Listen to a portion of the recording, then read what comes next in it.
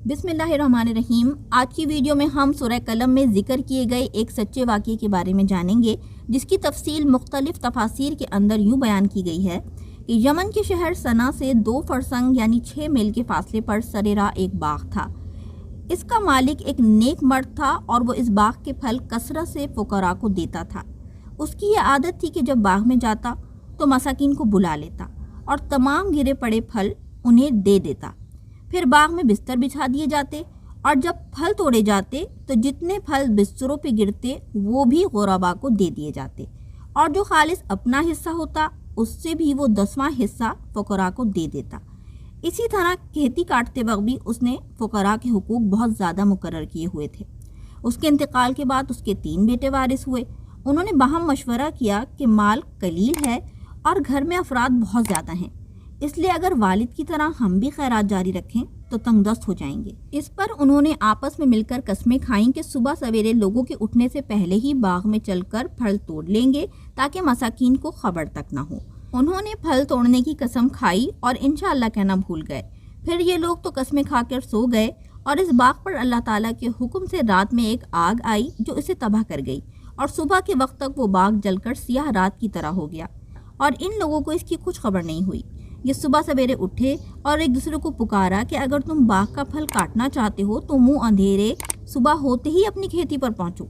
चुनाचा वो लोग बाग की तरफ चले और इस दौरान आपस में आहिस्ता आहिस्ता कहते जाते थे कि हरगिज़ आज कोई मिस्कीन तुम्हारे बाग में आने ना पाए, और वो अपने आप को इस इरादे पर कादिर समझते हुए सुबह सवेरे चले कि किसी मिस्कीन को अंदर नहीं आने देंगे और वो तमाम फल अपने कब्ज़े में ले लेंगे।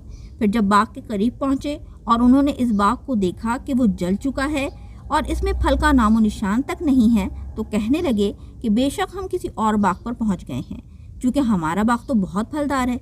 फिर जब गौर किया तो उसके दर दीवार को देखा और पहचान लिया कि ये अपना ही बाग है, तो कहने लगे कि हम रास्ता नहीं भूले, बल्कि हकदार मिस्कीनों को रोकने की नियत करके हम खुद इसके फल से महरूम हो गए हैं।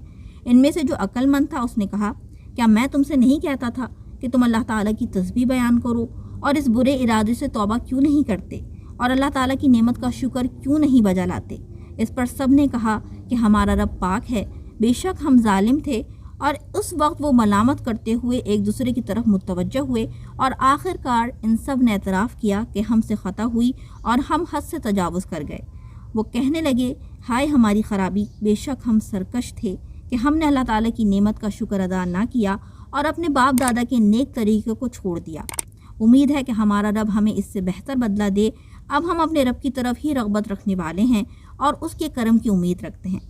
हज़रत अब्दुल्ला बिन मसूद रज़ियल्लाहु ताला अन्हु ने फरमाया कि इन लोगों ने सच्चे दिल से तौबा की तो अल्लाह ताला ने इन लोगों की तौबा कबूल फरमा ली और फिर इन लोगों को उसके बदले एक दूसरा बाग अता फरमा दिया जिसमें बहुत ज़्यादा और बहुत बड़े बड़े फल आने लगे। इस बाग का नाम बाग हैवान था और इसमें एक एक अंगूर इतना बड़ा बड़ा होता कि उसका एक खोशा एक खच्चर का बोझ हो जाया करता था। अबू खालिद यमानी का बयान है कि मैं उस बाग में गया था और मैंने देखा कि उस बाग में अंगूरों के खोशे हबशी आदमी के कद के बराबर बड़े थे। इस वाक़ये से हमें यह सबक मिलता है कि सदक़ा व खैरात और नेक नियति का असर माल में खैर व बरकत और उसकी फरावानी का सबब है। यूं ही बुखल और बदनियती का समरा माल की हलाकत और बर्बादी है। इस कुरानी वाक़ये से ये भी मालूम हुआ कि सच्ची तौबा कर लेने से अल्लाह ताला ज़ाइल शुदा नेमत से बड़ी और बढ़कर नेमत अता फरमाता है। चुनाचा अगर बशरी तकाज़े के तहत कोई गुनाह हो जाए तो फ़ौरन तौबा और इस्तिग़फ़ार की जानिब मुतवज्जह होना चाहिए। यूं ही नेमत का शुक्र अदा करने से उसमें इजाफ़ा होता है। अल्लाह ताला ने कुरान मजीद में इस वाक़ये को यूँ ज़िक्र फरमाया, बेशक हमने उन्हें जाँचा जैसे बाग वालों को जाँचा था, जब उन्होंने कसम खाई कि ज़रूर सुबह होते ही इस बाग को काट लेंगे और इंशाअल्लाह नहीं कह रहे थे, तो इस बाग पर तेरे रब की तरफ से एक फेरी करने वाला फेरी कर गया जबकि वो सो रहे थे, तो सुबह के वक्त वो बाग सियाह रात की तरह हो गया। फिर उन्होंने सुबह होते ही एक दूसरे को पुकारा कि अगर तुम काटना चाहते हो तो सुबह सवेरे अपनी खेती पर चलो। तो वो चले और आपस में आहिस्ता आहिस्ता कहते जाते कि हरगिज़ आज कोई मिस्कीन तुम्हारे पास बाग में आने ना पाए, और वो ख़ुद को रोकने पर कादिर समझते हुए सुबह सवेरे चले।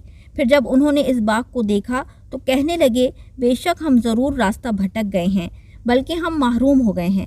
इनमें से जो बेहतर था उसने कहा, क्या मैं तुमसे नहीं कहता था कि तुम तस्बीह क्यों नहीं करते। उन्होंने कहा, हमारा रब पाक है, بے شک ہم ظالم تھے۔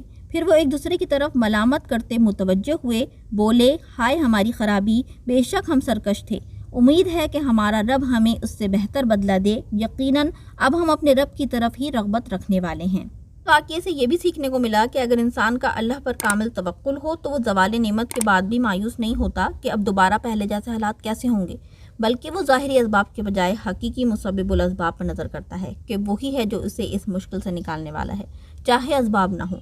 اللہ تعالی ہم سب کو شکر، صدقہ و خیرات، توبہ، استغفار اور اللہ پر کامل توکل کرنے کی توفیق عطا فرمائے، آمین۔